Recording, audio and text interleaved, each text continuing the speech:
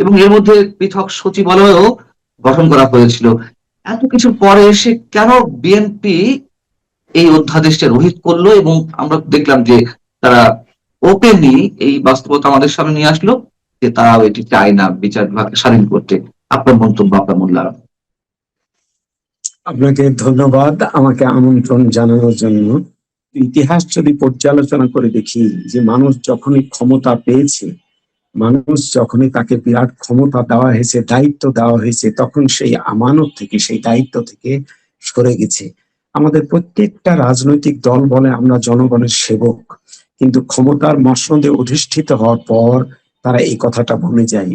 এই মাজদার হোসেন মামলার রায় হয়েছে আপনি জানেন 3 দশক অপেক্ষার পর, যখন জাস্টিস শ্রদ্ধেয় Mostafa Kamal sir chief justice ছিলেন, তিনি রায় দিলেন, 12 দফা রায় ডিরেকশন দিলেন যে এই 12 দফার আলোকে বিচার বিভাগকে প্রশাসন থেকে পৃথক করতে হবে। এটা তার একক ডিসিশন নয়, আমাদের সংবিধানের মূলনীতি article 22 of our constitution, state shall ensure the separation of judiciary from the executive organ of the state government.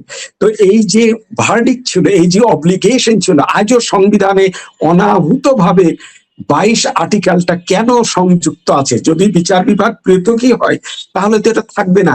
তো আশ্বাস বাণীর সংবিধানের একটা আর্টিকেলে অহেতুক একটা, আমি বলবো এটা ভাওতাবাজি, এটাকে কেন এখানে ইনসার্ট করা হলো? আর তারপরও কেন এই অব্লিগেটরি ডিউটিটা ডিসচার্জ করছে না স্টেট গভর্নমেন্ট? যাই হোক, মুস্তফা কামাল স্যার এটাকে সেপারেট করলেন, 12 দফা ডিরেকশন দিলেন।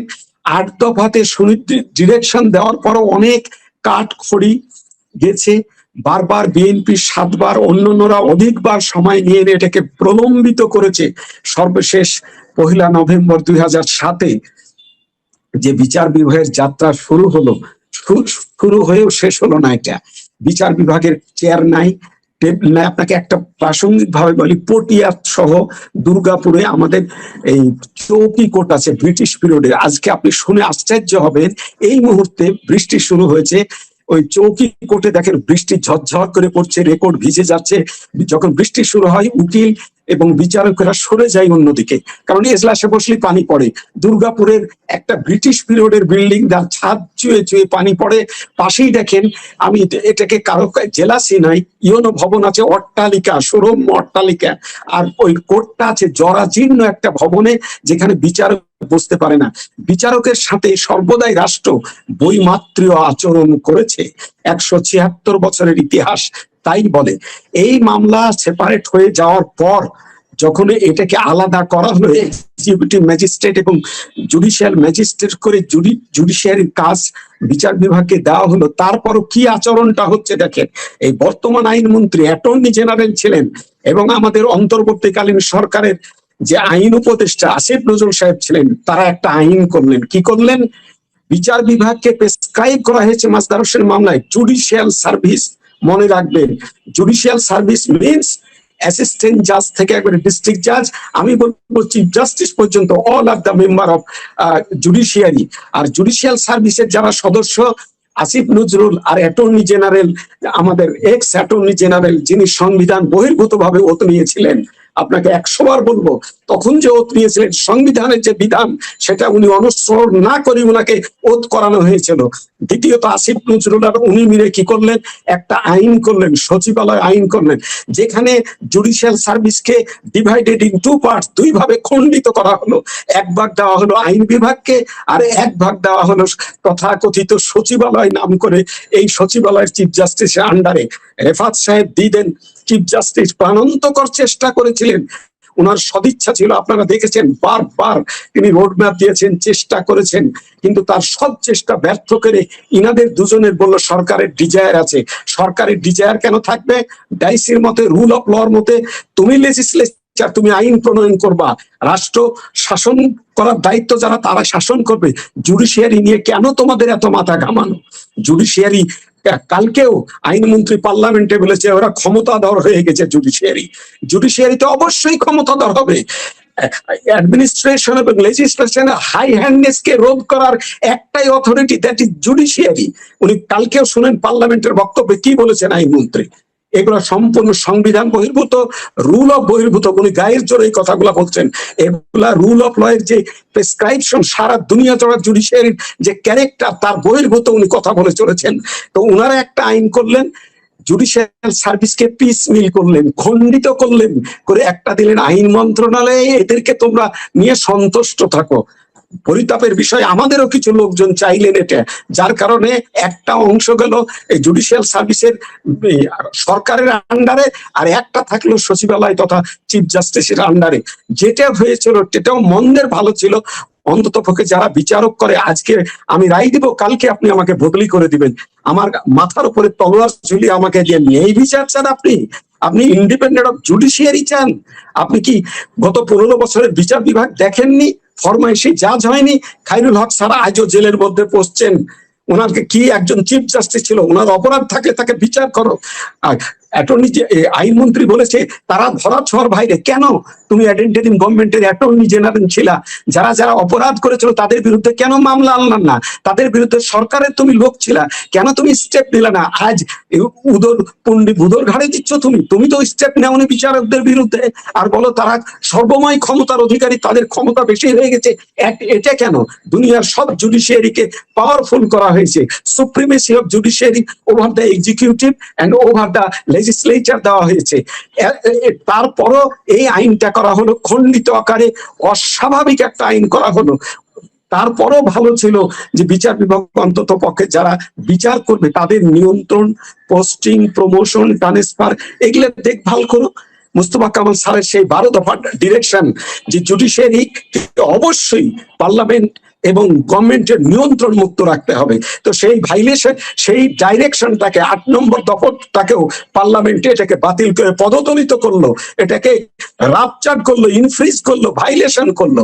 সেই জুডিশিয়ারিকে তারা কখনো স্বাধীন হতে দেয়নি। আমি শুরুতেই বলেছি 176 বার, 137 বার উদ্যোগ নেওয়া হয়েছে বাংলাদেশের প্রতিটা গভর্নমেন্ট আমলে এবং প্রত্যেকটা পলিটিক্যাল গভর্নমেন্ট বলেছে আমরা জুডিশিয়ারি ইন্ডিপেন্ডেন্স চাই। আপনি দেখেন বিএনপির 31 দফা কি আছে? জুডিশিয়ারি ইন্ডিপেন্ডেন্স এর কথা বলা আছে, সেপারেশনের কথা বলা আছে, কিন্তু পরিতাপের বিষয় হচ্ছে বাস্তবতা হচ্ছে অন্যরকম।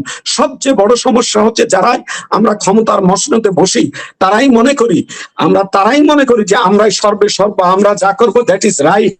আপনাকে একটা অবগতির জন্য বলছি, জিয়াউর রহমানের লিখিত বই জি রাজনীতির রূপরেখা বইয়ের আপনি 57 পৃষ্ঠায় চলে যান। জিয়াউর রহমান বলেছিলেন প্রত্যেকটা পার্লামেন্ট মেম্বারকে অন্তত সপ্তাহে 2 জন তার টেনিওরে তার এলাকায় যেতে হবে, জনগণের অভিমত নিতে হবে কোনো কিছু করার আগে। আজকে এইটা অন্তত পক্ষে আইনের চরিত্র হচ্ছে, আইন যদি ত্রুটিমুক্ত হয়, এবং আইনের চরিত্র এটাই যে আজকের আইন কালকের জন্য অনুপযোগী। ব্রিটিশ 200 বছরের আইন ফেলে দিয়েছে, আর আমরা দুঃখের বিষয় বাংলাদেশে 200 বছরের সিআরপিসি, সিপিসি সব নিয়ে মানুষকে বিচারের নামে ভোগান্তির শিকার করাচ্ছি।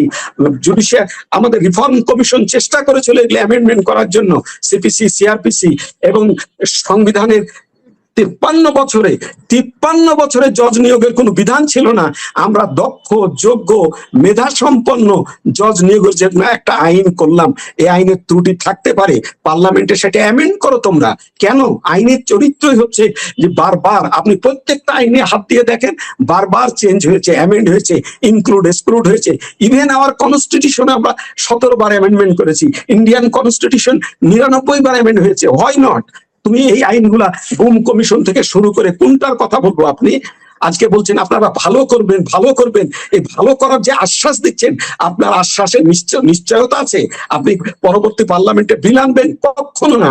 এটা এই আশ্বাসের মধ্যেই সীমিত থাকবে বলে আমি শঙ্কিত। জনগণের যদি বেটারমেন্ট চাইতো, তারা যদি জনগণের কল্যাণ চাইতো, তাহলে এর জন্য জনগণের অভিমত গ্রহণ করতো, তারা জনগণের দোরগোড়ায় যেত, তারপর মানুষের অংশীজনদের সাথে অন্তত পক্ষে। আজকে সকালে আমি জিয়া উদ্যানে হাঁটছিলাম, অনেকগুলা লোক বলে এটা খুবই খারাপ করলো সরকার। এটা আমি একটু বাড়িয়ে বলছি না। কেন বিচার বিভাগকে স্বাধীনভাবে চলতে দিবে না কেন? আমি ওভার হিয়ার করছি আর হাঁটতে হাঁটতে বাসায় আসলাম 6:15 সময়। আজকের ঘটনা আপনাকে বলছি, আপনি জনমতে এই মুহূর্তে গ্রহণ করেন তো এই কাজগুলো যে ওনারা করলো, এগুলো সব গুম কমিশনের আপনি ডেফিনেশন বানাবেন না? যারা গুম কমিশনে ছিল এরকম 3জন পার্লামেন্ট মেম্বার গুম এখন পার্লামেন্টে বসে আছে, তাদেরকে জিজ্ঞাসা করেন যে গুম কমিশনের ডেফিনেশন কি হবে। যারা ভুক্তভোগী, যারা মৃত্যুর প্রহর গুনছিল, আজকে আপনি গুম কমিশন বাতিল করছেন। মানবাধিকার করে আপনি যে ইচ্ছা মতো মানবাধিকার করবেন, দুর্নীতি দমনে অনুমতি নিয়ে কারো বিরুদ্ধে দুর্নীতি মামলা করবেন, অত্যন্ত পরিতাপের বিষয়। Every people equal before law are entitled to equal protection of law. আপনি কার বিরুদ্ধে মামলা হবে, কার বিরুদ্ধে মামলা হবে না, প্রশাসন এটা ঠিক করে দিবে না। আর উনি বলছেন যে বিচারকদের ধরাছোঁয়ার বাইরে, বিচারকদের বিরুদ্ধে কিছু করা যাচ্ছে না। আপনি তো নিজেই আইন করছেন, দুর্নীতি দমন আইনকে চেঞ্জ করে আগে সে আইনে নিয়ে নিলে সরকারের ডিজায়ার অনুযায়ী কার বিরুদ্ধে মামলা হবে না হবে সরকার ডিজায়ার করবে। তাহলে এদেশ থেকে দুর্নীতি যাবে কিভাবে, এদেশ থেকে অনিয়ম কিভাবে যাবে, অর্থনৈতিক প্রবৃদ্ধি কিভাবে হবে, বিদেশিরা কিভাবে এখানে এসে বিনিয়োগ করবে। আপনাদের 15,000 আইন দিয়ে এমন ভাবে আষ্টে পৃষ্ঠে বেঁধে রেখেছেন মানুষকে যে কেউ এখানে ইনভেস্ট করতে চায় না। এদেশের সামাজিক উন্নয়নের জন্য উন্নত দেশ অনেকে ইচ্ছুক, কিন্তু এদেশের নিয়ম কানুন যখন দেখে 6 মাস পরে সব ফেলে ফুলে দিয়ে চলে যায়। কেন আমরা এখানে হাত দিই না কেন? 2000 বছর আগেকার, 200 বছর আগেকার আইন নিয়ে আপনি বসে আছেন কেন? রিফর্মের দরকার নাই, সব সরকারি বলে করবো, আমরাই করবো। কিন্তু জুডিশিয়ারি এতিম একটা অর্গানাইজেশন, একটা অর্গান অফ দি স্টেট, যার বেটারমেন্টের জন্য আজ হাইকোর্টে যান, 47 লক্ষ মামলা। পার্শ্ববর্তী নেপালে যান, আপনি দেখবেন এই ম্যাজিস্ট্রেট কোর্ট থেকে অ্যাপিলেট ডিভিশন 2 থেকে 4 বছরের মধ্যে একটা মামলা ফাইনালি ডিসপোজ অফ। আর পরিতাপের বিষয়ে আমাদের দেশের এক একটা মার্ডার কেসের বয়স এখন 25, 30, 40। আপনি জানেন, আপনি সাংবাদিক একজন, সাগর রুমির মাত্র 125 বার তদন্ত হয়েছে, মাত্র 14-18 বছর অতিক্রান্ত হয়েছে। এর মধ্যে এভিডেন্স শেষ, সাক্ষী মরে ভূত। আপনি কিসের বিচার করবেন? পরে জজদের উপর লাইব্রেরি দিবেন যে এরকম একটা হিনিয়াস অফেন্সের জজেরা খালাস দিয়ে গেল। জজ কি করবে সাক্ষী না পেলে?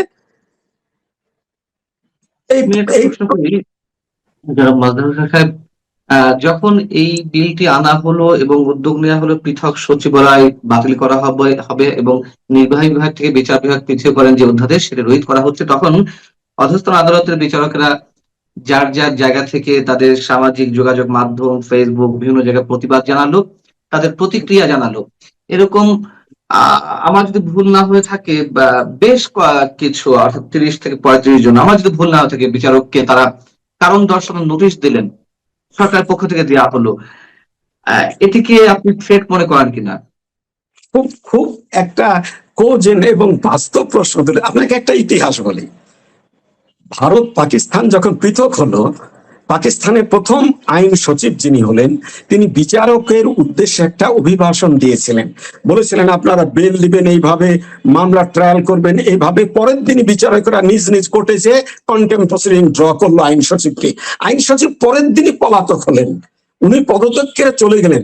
কারণ এই যে আমাদের আইনমন্ত্রী যিনি, তার 72-এর কথা মনে আছে সংবিধানের, উনার জুডিশিয়াল অফিসারকে একটা নির্দেশ দেওয়ার, একটা কথা বলার কোনো রাইট নাই। তাদের নিয়ন্ত্রণ 116 প্রেসক্রাইব করেছে সংবিধানে। এই যে আমরা শুনছি, এটা আমি শুনেছি, তাদেরকে শোকজ করেছে। এটার দেখভাল করার সোল রেসপন্সিবিলিটি জুডিশিয়ারি, এটা কোনো এক্সিকিউটিভের ক্ষমতা না। আর আইনমন্ত্রী এক্সিকিউটিভের একজন ব্যক্তি বা একটা প্রতিষ্ঠান, তারা কখনো কোনো ক্রমে শোকজ করতে পারে না। It is not only highly illegal, এবং এটা অভূতপূর্ব নজিরবিহীন একটা বিষয়। এদেরকে শোকজ করার কোনো অথরিটি আইনমন্ত্রীর নেই। বিচারকরা মনে রাখতে হবে, বিচারকের একদিনের একটা ছুটি নিতে হলে তাও সুপ্রিম কোর্টের অনুমোদন লাগবে। আমাদের 109 আছে, 116 আছে, আপনি পড়ে দেখুন। এক্সিকিউটিভের ক্ষমতা নাই।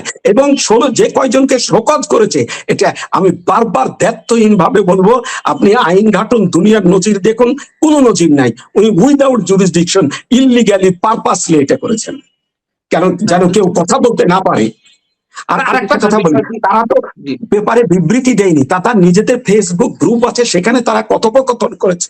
এটা কেন তার নজরে আসবে? মানে বিচারকেরাকে আগেই একটা সাবধান করে দেওয়া, মেসেজ দেওয়া যে আমার ডিজায়ারের বাইরে কেউ তোমরা চলবে না, এই তো।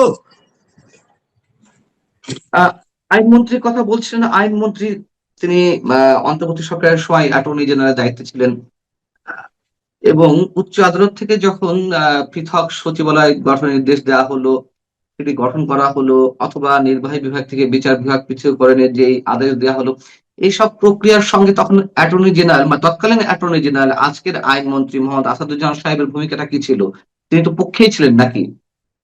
হ্যাঁ, উনি পক্ষে ছিলেন। আমি ওনাকে খুব সম্মান করি, আমি ওনাকে খুব ভালোভাবে দেখি, এবং ওনার অনেক মিটিং এ সাথে আমি ছিলাম, পার্সোনালি ওনার সাথে আমার সম্পর্ক আছে, কিন্তু দেখা কিন্তু সাক্ষাৎ এখন হয়েছে। এসে উনি উনি উনি ছিলেন, যদিও বলেছে এটাকে পিস মিল, খণ্ডিত আকারে ওই আইনটা করা হয়েছিল। তারপরে উনি হুম, জি, তখন চিফ জাস্টিসের সাথে একমত হয়েছেন, এবং এই আইনটা তার দ্বারাই হয়েছে, তার সম্মতি, অ্যাটর্নি জেনারেলের সম্মতি সহকারী হয়েছিল। কিন্তু কেন তিনি এখন বাতিল করলেন? কেন তিনি এখন ভুল পাল্টে দিলেন? আপনার কাছে উত্তরটি কি? আমিও তো আপনাকে এই একই প্রশ্ন করতে চাই। আমি তো ওনার মনের খবর রাখি না। আমি পেপার পত্রিকা আজকে ওনার বক্তব্য পড়লাম প্রথম আলোতে, আমি খুব আশাহত হলাম। ওনার এইভাবে বিচার বিভাগ সম্পর্কে ব্যাখ্যা দেওয়াটা, সমস্ত বিচারকরা আহত হয়েছেন। এটা হওয়া উচিত না। দুনিয়ার সব দেশের সুপ্রিমেসি অফ জুডিশিয়ারি আছে, আর জুডিশিয়ারি যদি অনিয়ম হয় তাহলে দেখতে হবে। উনি দেখলেন না কেন? উনার টেনিওর যখন ছিল, উনি অ্যাটর্নি জেনারেল ছিলেন, এই যে কথাগুলো আজকে পার্লামেন্টে গতকাল বললেন, তো উনার পিরিয়ডে একজন বিচারপতির বিরুদ্ধে যারা অনিয়ম করেছে কোনো অভিযোগ আনায়নের ব্যবস্থা হলো না কেন? আজকে বললো না। তারপরও আপনাকে খায়রুল হক স্যারের উদাহরণ দিলাম। কি অপরাধ করেছেন? উনি কি পিস্তল নিয়ে গুলি করতে গেছিলেন? তার জামিনটা কোন ইঙ্গিতে আজকে অ্যাপিলেট ডিভিশনে আটকে গেল? এর আগে তো হাইকোর্ট শুনলো না, 2-3 বার টার্ন ডাউন করলো। লোয়ার জুডিশিয়ারির তো ক্ষমতাই নাই, তারপরও তার জামিনটা কেন আটকাবে? কি অপরাধ করেছে? বেলের ক্ষেত্রে দুইটা মূলনীতি আছে। যদি আসামি পালিয়ে যায় বা বিচারকে প্রভাবিত করে, এই দুইটা কন্ডিশন ছাড়া কারো বেল আপনি আটকাতে পারেন না। আপনি এই দুইটা ম্যাটার কিন্তু ছাড়া বেল তো দুনিয়ার সব দেশে কিন্তু বেল ইজ বেল দ্য তো আটকাচ্ছে। Fundamental right. বেল তো আটকাচ্ছে, বেল হওয়ার পরেও, জামিন হওয়ার পরেও আদালত থেকে ছাড়া হচ্ছে না, উল্টো শোন অ্যারেস্ট দেখানো হচ্ছে। একের পর এক মামলা অনেকের বিরুদ্ধে, মানে একের পর এক যাচ্ছে। আমি নিজে দেখে এসেছি। আমাকে তো ভালোবেসে ডক্টর ইউনূস সাহেব জেলে পাঠিয়েছিলেন, আমি নিজে সেখানে দেখে এসেছি। এখনো এখনো মানুষ নানান ভাবে এই যে ওটা কি কি বলে, পিডব্লিউ, পেন্ডিং ওয়ারেন্টের শিকার হচ্ছে, সোন জামিন অ্যারেস্ট। দেওয়া হচ্ছে না, শোন অ্যারেস্ট দেখানো হচ্ছে। তা আমার প্রশ্ন হচ্ছে যে তাহলে বিচারকরা কি পরাধীনই থেকে যাবে? এবং যে জামিন দেওয়া হচ্ছে না, জামিন দিচ্ছে না, এগুলো তো নিশ্চয়ই সব সরকারের ঊর্ধ্বতন কর্তৃপক্ষের নির্দেশেই হচ্ছে আপনি, নাকি? আপনাকে এর আগেও ওই ইন্টারিম গভর্নমেন্ট সময়ও আপনার সাথে আমি কথা বলেছি, এই বিষয়ে আপনাকে বলেছি আমি। আপনি দেখেন, আমি তখনও, আপনি গায়েবী মামলা বলে আপনারা অনেক কথা বলেন সাংবাদিকের, গত 10 yearও তো গায়েবী মামলা হয়েছে, এখনো তো প্রচুর গায়েবী মামলা হচ্ছে, এবং এখনো একটা মামলায় 2 জন আসামি আপনি 200 জনকে জুড়ে দিচ্ছেন কেন? হাই হ্যান্ডনেস কেন? পুলিশের বাণিজ্য সম্পর্কে আপনি গতবার বলেছেন। আমাদের পুলিশ রিফর্ম কমিশন যে রিপোর্ট দিল সেগুলোকে সব ধুয়ে মুছে সাফ করে দিচ্ছেন আপনারা, কোনো কিছুই রাখবেন না। আপনাকে বলি, এই বাংলাদেশ স্বাধীন হওয়ার পর এই অন্তত পক্ষে 16 বছরের আগে আপনি আমাকে নজির দেখান যে কোনো জামিন হয়েছে আর অ্যাপেলেট ডিভিশন বন্ধ করেছে। এর এর দু একটা নজির হয়তো খুঁজে পাওয়া যেতে পারে, কিন্তু এই যে ট্রিমেন্ডাস, এই যে গণহারে এটা করা হচ্ছে, এটা নজিরবিহীন। এবং এটা হওয়ার পিছনের সানে নজুল হচ্ছে গভর্নমেন্টের গভর্নমেন্টের কষান। আমি এটা মনে করি বিচারকরা স্বাধীনভাবে যদি বিচার করতো তাহলে এগুলো করতে পারতো না। হ্যাঁ, হাইকোর্টের যে কোনো অর্ডার অ্যাপিলেট ডিভিশন ঘোরাফেরা করেছে এই একটা সিলিন্ডারের জন্য। তো আমাদের দেশে যে সকল পণ্য রয়েছে, ভোগ্য পণ্য রয়েছে, গুঁড়ো দুধ থেকে ভালো দুধ, তারপরে তরল দুধ থেকে শুরু করে মশলা, মানে আমাদের যে ভ্যারাইটি, খাবারের যে ভ্যারাইটি, সেখানে অহরহ দাম বেড়ে যাচ্ছে। আবার একটু পরে সেই দাম এমনভাবে কমে যাচ্ছে, বিশেষ করে কৃষি পণ্য, যেগুলো তদারক করার মতো কোনো অবস্থা নেই। আলু, পেঁয়াজ, তরমুজ, এরপরে অন্য যে সকল সিজনাল ফ্রুটস রয়েছে যেমন আম। তো যখন এই পণ্যগুলোর ক্রাইসিস হয়, দেখা গেল যে মানুষ তখন একটা পেঁয়াজ কেনার জন্য, চাইনিজ একটা পেঁয়াজ কেনার জন্য ঘুরতে থাকে। আবার যখন এগুলো মাগনা হয়ে যায়, তখন কৃষকরা মনের দুঃখে ক্ষোভে এগুলো সব নদীতে ফেলে দেয়। এখন এই যে আমরা রাজনীতি করি, আমাদের গাড়ি লাগবে, বাড়ি লাগবে, পদ লাগবে, পদবি লাগবে, মন্ত্রী হতে হবে, এমপি হতে হবে, আমাদের জুলাই সনদ লাগবে, আমাদের আওয়ামী লীগকে নিষিদ্ধ করতে হবে, আমাদেরকে সংসদে যেতে হবে, সংসদ থেকে বের হতে হবে, ইত্যাদি ইত্যাদি নানা রকম ঘটনা। যা কিছু আমরা করছি মনে হচ্ছে যে এগুলোই আমাদের জীবন এবং এগুলো দিয়েই জনগণ বেঁচে থাকবে। আপনার বাজারে কিছু থাকুক বা না থাকুক, আপনার হাতে একটা ফ্যামিলি কার্ড আছে। দেখলাম যে ফ্যামিলি কার্ডের লোভ দেখিয়ে এক মহিলাকে ধর্ষণ করা হয়েছে। এরকম আমাদের এই সমাজে রাজনীতিবিদরা মাঝে মধ্যে অনেক কাজ করেন, অনেক পরিকল্পনা দেন, তারপর অনেক বিষয়ে ব্যস্ততা দেখান এবং তারা মনে করেন যে এগুলোর মাধ্যমে জনগণের কল্যাণ। কিন্তু মানুষের যে ক্ষুধা লাগে, মানুষ যে তার শরীর ঢাকার জন্য একটু বস্ত্র বা কাপড় চায়, এটা আমাদের রাজনীতিবিদদের কয়জন মানুষ সেটা হৃদয় দিয়ে অনুধাবন করে। আমাদের দেশের অতীতকালে যদি ধরেন বড় বড় সমস্যাগুলো বিভিন্ন সময়টাতে হয়েছে, তার মধ্যে লবণের ক্রাইসিস। লবণের ক্রাইসিস এই যে আমাদের দেশে হয়েছে, এই জন্য লবণ চোর বহু বহু মানুষ, যাদের রাজনীতিতে বড় বড় মানুষ, যাদের উপাধি হয়ে গিয়েছিল, এরা হলো লবণ চোর, রিলিফের লবণ চোর। তারপর সমস্যা হয়েছে বিভিন্ন সময় চিনি নিয়ে, লোকজন বলেছে চিনি চোর।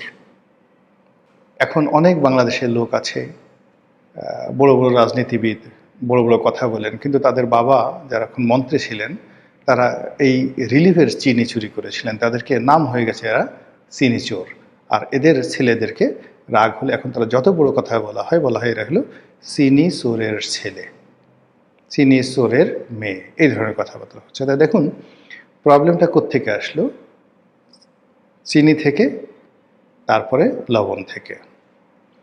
এরপর আর একটা সমস্যা অতীতকালে হয়েছে, এখন অবশ্য সেই সমস্যা হওয়ার সম্ভাবনা, সেটা হলো টিন চোর, রিলিফের টিন চুরি করে। তারপরে ইদানিংকালে এবং মানে যাকে বলে হয় গত 20 বছর যাবৎ ধরে যেটা হচ্ছে টিআর কাবিখা কাবিটা। দরিদ্র মানুষের জন্য সরকারের পক্ষ থেকে কতগুলো সুযোগ সুবিধা দেওয়া হয়, যেমন টিআর টেস্ট রিলিফ, কাবিখা কাজের বিনিময়ে খাদ্য আর কাজের বিনিময়ে টাকা, আরেকটা রয়েছে 40 দিনের কর্মসূচি। তো এই সকল কর্মসূচি গরিব মানুষদেরকে বিপদের সময় যখন তাদের কাজ থাকে না, তখন সরকারের পক্ষ থেকে একটা সাবসিডি দেওয়া হয়। রাজনীতিবিদরা এর একটা বিরাট অংশ মেরে খায়। একটি এলাকাতে ধরুন 40 দিনের কর্মসূচি বাবদ 10 কোটি টাকা গেল, পিআইও, টিএনও, এমপি এরা যদি অসৎ হয়, এরা দেখা গেল সেই 5 কোটি টাকার 4 কোটি টাকাই মেরে দেয়, বাকিগুলো চেয়ারম্যানরা ভাগাভাগি করে ফেলে এবং কোনো কাজই হয় না। এই যে নির্মমতা, এই নির্মমতার কারণে জ্যামিতিক হারে আমাদের এই সমাজে অভাব বাড়ছে, অভিযোগ বাড়ছে এবং দারিদ্রতা বাড়ছে। দারিদ্রতা দূর করার জন্য অসংখ্য সরকারি প্রকল্প রয়েছে, কিন্তু কোনো অবস্থাতে আমরা সেই প্রকল্পগুলো বাস্তবায়িত হতে দেইনি, বরং প্রকল্পের সব কিছু খেয়ে নিজেরা প্রাসাদ বানানোর চেষ্টা করি। কিন্তু অবাক করার ব্যাপার হলো, চোরের বাড়িতে কখনো দালান ওঠে না। বাস্তব দুটো ঘটনা বলি, যেমন ধরুন আওয়ামী লীগ জমানায় সবচেয়ে বড় চোর কে ছিল? আমি নাম বললাম না, আপনি বলেন তো বাংলাদেশের সবচেয়ে বড় চোর, বড় ডাকাত, বড় বদমাশ, সবচেয়ে শেখ হাসিনা একদম নাম্বার 1 কে ছিল? বা দুইজনের নাম বলেন কারা ছিল? আচ্ছা, এখন এই দুজন লোক আওয়ামী লীগের 17 বছরের সময়টিতে তারা সবচেয়ে অভিজাত, সবচেয়ে আরামদায়ক, সবচেয়ে যেটাকে বলা হয় বিলাসবহুল বাড়ি তারা তৈরি করেছিল। সেই বাড়িতে তারা কিন্তু বসবাস করতে পারেনি। বাড়িতে যখন উঠবে ঠিক সেই সময়টাতে সাদ্দাদের বেহেশতের মতো বাড়িতে যখন পা দিবে, তার আগে শেখ হাসিনার পতন হয় এবং পাবলিক জনগণ তাদের বাড়ি ভেঙে চুরে চুরমার করে বাথরুমের যে কমোড বেসিন পর্যন্ত খুলে নিয়ে গেছে।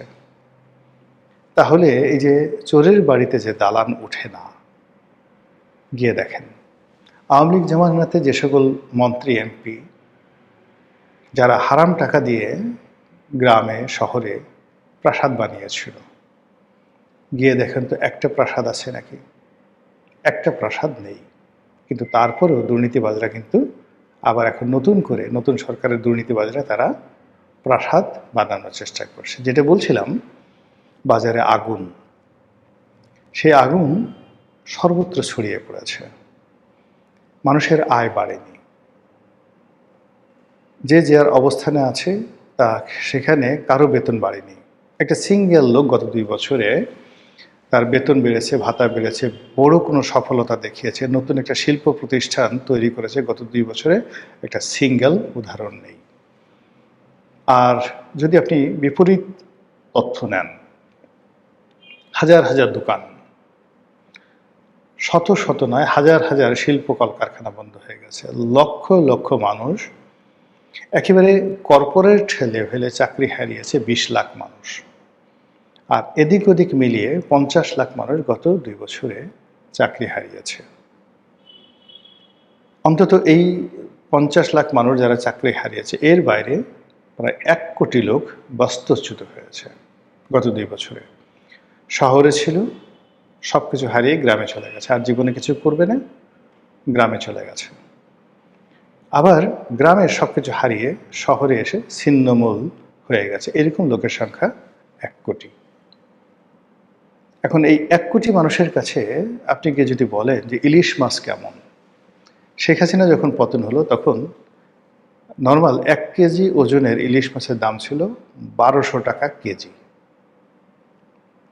অর্থাৎ 2024 সনের জুন জুলাই মাসে ইলিশ মাছের দাম ছিল 1 কেজি, সোয়া কেজি ওজনের ইলিশ মাছ ছিল 1200 টাকা কেজি। 1.5 কেজি ওজনের ইলিশ মাছের দাম ছিল 15 থেকে 1600 টাকা কেজি। এখন গিয়ে দেখেন তো কত দাম হয়েছে। গরুর মাংসের দাম ছিল 600 টাকা কেজি শেখ হাসিনার জমানাতে। এখন গিয়ে দেখেন তো গরুর মাংসের দাম কেজি কত করে, 850 না 900। খাসির মাংসের অবস্থা কি, দেশি মুরগির অবস্থা কি, ফার্মের মুরগির অবস্থা কি, সয়াবিন তেলের অবস্থা কি, চালের অবস্থা কি, মোটা চাল, চিকন চাল, বার্লাম চাল, বাসমতি চাল, তারপর পোলাওয়ের চাল, গিয়ে দেখেন তো এই 2 বছরের মধ্যে কি পরিমাণ বৃদ্ধি পেয়েছে। খুব বেশি সচ্ছল যারা, ঢাকা শহরে 20-25টি বাড়ি আছে, ফিক্সড ইনকাম আছে, ভাড়া আছে, এরকম কতজন লোক আছে বাংলাদেশে, তাদের কাছে এটা কোনো সমস্যা নয়।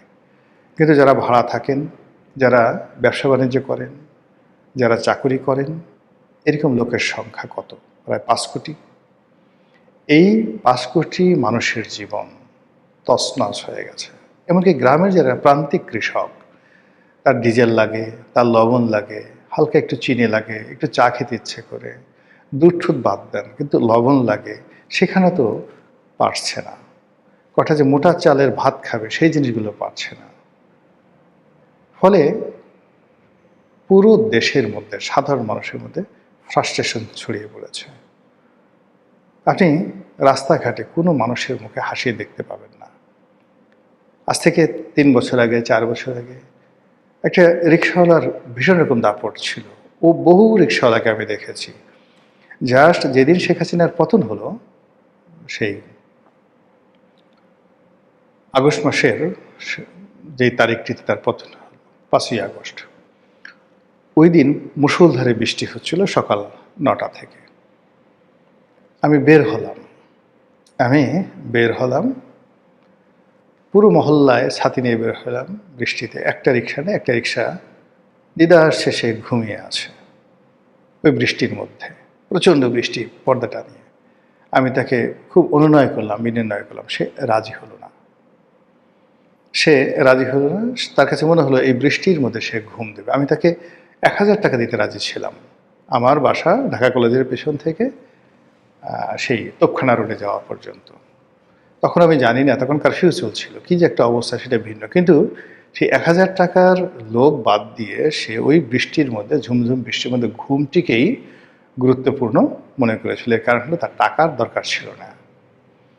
কিন্তু আজকে আপনি রাত 3টার সময় কাউকে মাত্র 100 টাকার কথা বলেন যে তোমাকে 100 টাকা দেবো, সে সমস্ত কাজ বাদ দিয়ে আপনার কাছে চলে আসবে। সাভার অঞ্চলে গিয়ে দেখেন, আমি সাভারে আমার একটা বাংলো বাড়ি আছে, তো সেখানে আমি 3 বছর আগে বুয়াই রাখতে পারতাম না, বাসায় আসতো, তো আসার পর দেখা গেল যে আমি 5,000 টাকা 6,000 টাকা শুধু ঘর মোছার জন্য একটা বুয়া নিতাম। তো বলো যে এত বড় বাড়ি, এই 8-9 হাজার স্কোয়ার ফিট এই বাড়ি হবে না, মোছার জন্য 10,000 টাকা দিতে হবে।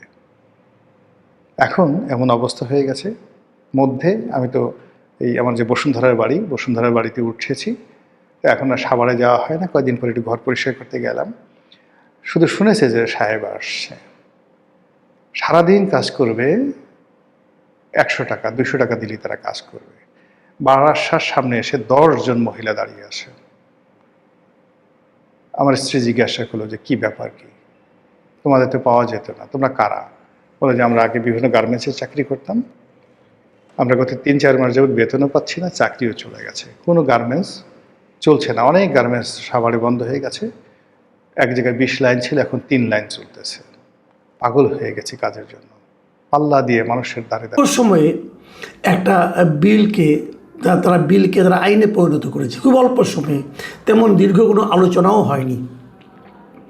অন্তর্বর্তীকালীন সরকার অনেকগুলো অধ্যাদেশ করেছে, সেগুলো কোনোটাই দায় কিন্তু শেষ পর্যন্ত যেগুলো এই সরকার আইনে পরিণত করবে সেগুলোর দায় কিন্তু আর অন্তর্বর্তীকালীন সরকারের উপর থাকবে না। তারা করেছিল তাদের প্রয়োজনে, তাদের মতলব বলেন, প্রয়োজন বলেন, তারা করেছিল, কিন্তু যেই মুহূর্তে সেগুলো এই সংসদ অনুমোদন করলো, আইনে পরিণত করলো, সেই মুহূর্তে সমস্ত দায় দায়িত্ব কিন্তু এই সংসদের উপর বর্তায়। এবং সেটা কোন সংসদ? যে সংসদে বিএনপির সদস্য সংখ্যা 2/3 বেশি। তার মানে এখানে আমি বিরোধী দলেরও কোনো দায় পরবর্তী সময়ে কেউ উচ্চারণ করবে বলে মনে করি না। আমি মনে করি পুরো দায়টা থাকবে, দায় বলেন, প্রশংসা বলেন, নিন্দা বলেন, সব থাকবে বিএনপির উপর। তারাই সংখ্যাগরিষ্ঠ, তারা ইচ্ছে করলে সব কিছু করতে পারে। তো যেটা নিয়ে আলোচনা করছি সেটা হলো যে আওয়ামী লীগের রাজনৈতিক কর্মকাণ্ড যে বন্ধ রাখা, এই সংক্রান্ত যে অধ্যাদেশটা ছিল, যেটা নাকি 2025 সালের মে মাসে 12 তারিখে অন্তর্বর্তীকালীন সরকার অধ্যাদেশ আকারে জারি করেছিল, সেই জিনিসটাই প্রথমে শুনেছিলাম যে কিছু সংশোধন করা হবে, পরে দেখলাম কোনো সংশোধনও হলো না, হুবহু সেটা পাশ হয়ে গেল এবারের সংসদে সর্বসম্মতিক্রমে হবে, এতে কোনো সন্দেহ ছিল না। এই কারণে যখন অধ্যাদেশটা হয় তখন ওই সরকারের উপর অধ্যাদেশ করার জন্য মূলত আন্দোলনটা করেছিল জামায়াত এবং এনসিপি। তো জামায়াত এনসিপিতে এবার আছে, আর তার সঙ্গে বিএনপি তখন মুখে মুখে না করেছিল, পরে ওই অধ্যাদেশটা পাশ হওয়ার পর তারা সরকারকে এই ব্যাপারে প্রশংসা করেছিল, অভিনন্দনও জানিয়েছিল যে আপনারা একটা ভালো কাজ করেছেন। তো যে কাজটাকে তারা ভালো বলেছে ঘটনা ঘটার পর, সেটাই মূল কথা। কারণ আগে তারা কে কী বলেছে, আগে তাদের নেতা টাইম ম্যাগাজিনকে কি বলেছেন, ওনার দলের অন্য লোকরা যে বলেছেন যে আমরা কোনো রাজনৈতিক দল নিষিদ্ধ চাই না, এই যে বলেছিলেন সেগুলি কিন্তু ইম্যাটেরিয়াল, কারণ ঘটনা ঘটে যাওয়ার পর তারা সেটাকে সাপোর্ট করেছেন। এখন সেই সাপোর্টটাই যে তাদের আসলে মূল অভিব্যক্তি, মূল চিন্তা, সেটাই কিন্তু আমরা এবার দেখতে পেলাম এই বিল পাস হওয়ার মাধ্যমে। যে তারা বললেন যে তারা আওয়ামী লীগের নিষিদ্ধ চান এবং সেই অনুযায়ী তারা আপাতত তারা আওয়ামী লীগ কোনো কর্মকাণ্ড পরিচালনা করতে পারবে না যতদিন তাদের বিচার না হবে। এই হলো বেসিক ঘটনা। আমি এটার প্রতিক্রিয়াটা কী হতে পারে সেটা নিয়ে একটু কিঞ্চিত আলাপ করতে চাই। দেখুন, বাংলাদেশের ইতিহাসে রাজনৈতিক দল নিষিদ্ধের ঘটনা কতবার ঘটেছিল? খুব বেশিবার কি ঘটেছিল? প্রথম একবার ঘটেছিল বঙ্গবন্ধু শেখ মুজিব স্বাধীন হওয়ার পর প্রথম আমাদের সংবিধানে একটা ঘটনা ঘটানো হয়েছিল। সংবিধানে বলা হয়েছিল যে ধর্মভিত্তিক রাজনৈতিক দল নিষিদ্ধ করা হয়েছিল, এবং ওই ধর্মভিত্তিক রাজনৈতিক দল নিষিদ্ধ করার কারণে অটোমেটিক্যালি বাংলাদেশের বেশ কয়েকটা রাজনৈতিক দল নিষিদ্ধ হয়ে গিয়েছিল। সেগুলো হলো জামাতে ইসলাম, তোর মুসলিম লীগও ধর্মভিত্তিক রাজনৈতিক দল করত, নিজামে ইসলাম, পিডিপি, এই নুরুল আমিন ছিল একজন ব্যক্তি, ওনার দল, এইগুলি কিন্তু অটোমেটিক্যালি নিষিদ্ধ হয়ে গিয়েছিল প্রথমবার। তারপরে নিষিদ্ধ করলো দ্বিতীয়বার করলো বঙ্গবন্ধু শেখ মুজিবুর রহমান নিজে। এবার তিনি যেহেতু সমস্ত দলকে নিষিদ্ধ করে একটা দল করলেন বাকশাল, অতএব সব দল কিন্তু অটোমেটিক নিষিদ্ধ হয়ে গেল। সেখানে আওয়ামী লীগও নিষিদ্ধ হয়ে গেল, আরও যা দল ছিল জাসদ টাসদ সব নিষিদ্ধ হয়ে গেল। এই নিষিদ্ধ দলগুলোকে আওয়ামী লীগ, এই জন্য কিন্তু আওয়ামী লীগকে বলা হয় যে রাজনৈতিক দল নিষিদ্ধ করার ইতিহাস প্রথম আওয়ামী লীগ চালু করেছিল। কথা সত্য, কিন্তু ইন্টারেস্টিং হলো আওয়ামী লীগ সেবার আওয়ামী লীগকেও নিষিদ্ধ করেছিল, মাথায় রাখবেন। তারপর বঙ্গবন্ধুর মৃত্যুর পর যখন নাকি জিয়াউর রহমান দায়িত্বে আসলেন, ক্ষমতায় আসলেন, তখন উনি বিভিন্ন প্রক্রিয়ায় ধীরে ধীরে সংবিধানে কিছু চেঞ্জ করলেন এবং এগুলো করার মাধ্যমে উনি সকল রাজনৈতিক দলকেই বিভিন্ন প্রক্রিয়া, প্রথমে ঘরোয়া রাজনীতি করো, তারপরে আস্তে আস্তে এবার সমস্ত দলকে উনি রেজিস্ট্রেশন দিলেন। এই রেজিস্ট্রেশনের সিস্টেম কিন্তু আগে ছিল না, এটা জিয়াউর রহমান আমলে শুরু হলো। এবং এই রেজিস্ট্রেশন প্রক্রিয়ার মাধ্যমে আওয়ামী লীগ আবার রাজনীতি ফিরে আসলো। ওই আওয়ামী লীগ বাকশালে যারা ছিল ওই লোকগুলি, কিন্তু বাকশাল তারা মানে নিয়ে আসলো না, আওয়ামী লীগ নিয়ে আসলো। এবং এই জন্যই কিন্তু অনেকে বলেন যে বঙ্গবন্ধু রাজনৈতিক দলকে নিষিদ্ধ করেছিলেন, জিয়াউর রহমান রাজনৈতিক দলগুলোকে ওপেন করে দিয়েছিলেন, সেই নিষিদ্ধতা উঠিয়ে নিয়েছিলেন। কিন্তু জিয়াউর রহমান কিন্তু সব দলকে এবং রেজিস্ট্রেশন দেন নাই, জাসদকে রেজিস্ট্রেশন দেন নাই। জাসদ কিন্তু তখন জিয়াউর রহমান আমলে রেজিস্ট্রেশন পায়নি। যাই হোক, সেটা অন্য আলাপ, ওই অত বিতর্কে আমি যাচ্ছি না। ট্র্যাজেডিটা হলো যে জিয়াউর রহমানকে বলা হয়ে থাকে যে উনি নিষিদ্ধ হওয়া রাজনৈতিক দলগুলোকে নতুনভাবে যাত্রা শুরু করার রাজনৈতিক কর্মকাণ্ড পরিচালনার সুযোগ দিয়েছিলেন, সেখানে জামাতও ছিল। সেই জিয়াউর রহমানের পুত্র তারেক রহমানের আমলে আওয়ামী লীগের মতো একটা বড় রাজনৈতিক দলকে নিষিদ্ধ করার ঘটনা আসলো। হয়তো বলবেন না দল নিষিদ্ধ হয়নি, কার্যক্রম নিষিদ্ধ হয়েছে, কথা একই। কথা একই কারণে এই দল ইলেকশন করতে পারবে না, এই দল একটা মিটিং করতে পারবে না, এই দল তার দলের পক্ষে কেউ স্লোগান দিতে পারবে না, এই দল অনলাইনে কোনো প্রচারণা চালাতে পারবে না, এগুলো সব বেআইনি হবে। তাহলে এর চেয়ে কী আর আছে? নিষিদ্ধ হলে আর এর চেয়ে বেশি কী হতো? এই তো হতো। এটি হলো ট্র্যাজেডি। হয় ইতিহাসে এরকম হয়, কিন্তু যে পরবর্তী প্রজন্ম সেটা আরও কী করে। আমরা ভেবেছিলাম উনি দীর্ঘদিন লন্ডনে থেকে এসেছেন, আমি ওনার কাছ থেকে পার্সোনালি আমি বলি, আমি ওনার কাছ থেকে এই জিনিসটা আশা করিনি। আমার কাছে মনে হয়েছিল বহুদলীয় গণতন্ত্রের যে সৌন্দর্য এটা উনি দেখে এসেছেন এবং সেটা উনি এখানে প্রয়োগ করবেন। কিন্তু আমার কাছে মনে হচ্ছে যে তার দলের যে প্রতিহিংসাপরায়ণ নেতৃত্ব যেটা আছে, সেই নেতৃত্ব ওনাকে প্রভাবিত করতে সক্ষম হয়েছেন। উনি ওনার ওইখান থেকে শিখে আসা শিক্ষা দ্বারা ওনার নেতৃত্বকে প্রভাবিত করতে পারেননি, উল্টোটা হয়েছে। এখন এই উল্টো রথ কতদিন চলে আমি জানি না, দেখা যাক। অথবা এমনও হতে পারে উনি যে জিনিসটা আমাদের কাছে প্রকাশ করেছেন ওইটা আসলে ওনার আসল চেহারা না, ওই আগের চেহারাটাই আসল চেহারা, আমরা জানি না। কিন্তু আমি এটাকে ভালোভাবে নেইনি। কারণ আপনি বলবেন যে আমি হয়তো আওয়ামী লীগের দালাল হতে পারি, বলতে পারবেন যে ফ্যাসিবাদের দালাল, ভাই এগুলো কিছুই না। আমি যেটা চাই, আমি চাই একটা রাজনৈতিক দল যদি কোনো অন্যায় করে তার শাস্তি দেবে জনগণ। আপনি জনগণের উপর ছেড়ে দেন। আমি দেখলাম আজকে রিজভী আহমেদ বলতেছেন যে আওয়ামী লীগকে নিষিদ্ধ করার মাধ্যমে জনমতের প্রতিফলন ঘটেছে। তো জনমতের প্রতিফলন ঘটানোর দায়িত্ব আপনি নিয়েছেন কেন? ওটা জনমতকে করতে দেন। আপনারা জনগণের কাছে কি এই এজেন্ডা নিয়ে গিয়েছিলেন? আপনাদের যে নির্বাচনী ইশতেহার ছিল সেখানে কোথাও আপনারা বলেছিলেন যে আপনারা নির্বাচিত হলে আওয়ামী লীগকে নিষিদ্ধ করবেন?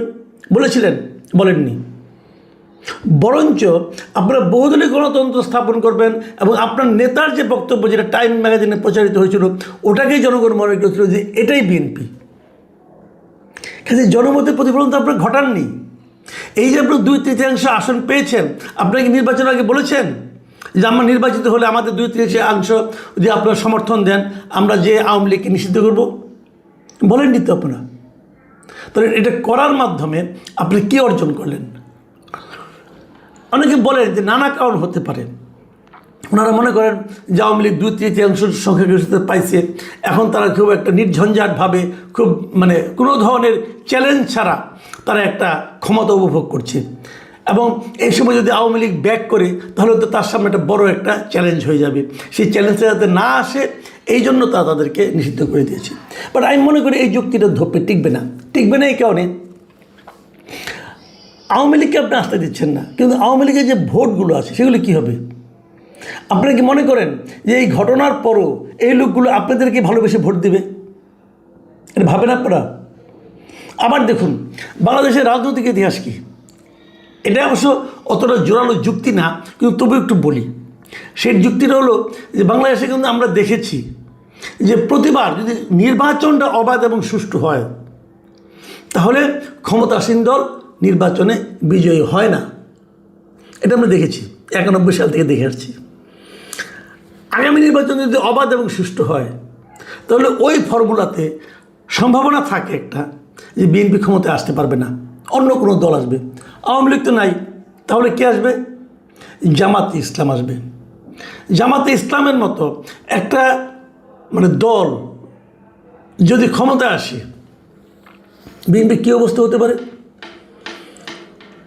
আমি বিএনপিকে একবার খালি চিন্তা করতে বলি। আপনারা ভাবুন, যদি আওয়ামী লীগ ক্ষমতায় আসে অথবা যদি জামাত ক্ষমতায় আসে, আপনার জন্য কোনটা বেশি স্বস্তিকর হবে?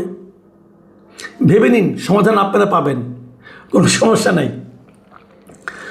আবার আরেকটা ফর্মুলা আছে, আরেকটা অপিনিয়ন কিন্তু আছে। এই অপিনিয়নটা হলো যে বোধ করি বিএনপি একটু ভয় পেয়ে গিয়েছে। ভয়টা কিসের? ভয়টা হলো যে